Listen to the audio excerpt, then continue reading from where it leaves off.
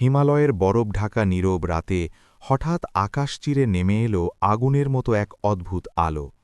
দেবতা, দানব, মানব সবাই ভয়স্তব্ধ। কৈলাস পর্বতের চূড়ায় তখন ধ্যানে মগ্ন শিব। হঠাৎ তাঁর তৃতীয় নয়ন অল্পখানি উন্মুক্ত হতেই সমগ্র বিশ্ব কেঁপে উঠল।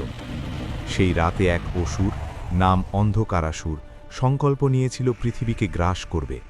তার শক্তি এত প্রবল যে দেবতারা পর্যন্ত পিছিয়ে যায়। চারদিকে ঝড়, বজ্রপাত, আগ্নেয়গিরির অগ্নুৎপাত, মনে হচ্ছিল প্রলয় নেমেছে। ঠিক তখনই নন্দী গর্জে উঠল, প্রভু, সময় হয়েছে। শিব ধীরে উঠে দাঁড়ালেন। গলায় বাসুকি সাপ ফনা তুলল। জটাজুট থেকে নির্গত হল অগ্নিশিখা। এক লম্ফে তিনি পৌঁছে গেলেন যুদ্ধক্ষেত্রে।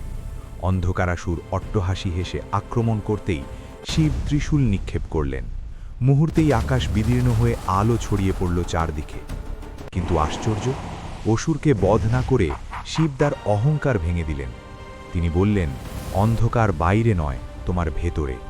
অসুর অনুতপ্ত হয়ে শিবের চরণে লুটিয়ে পড়ল। সেই দিন থেকে মানুষ জানল, শিব শুধু সংহারক নন, তিনি জাগরণের দেবতা। তার ক্রোধেও করুণা, তার প্রলয়েও সৃষ্টি লুকিয়ে আছে। সংহারেও আছে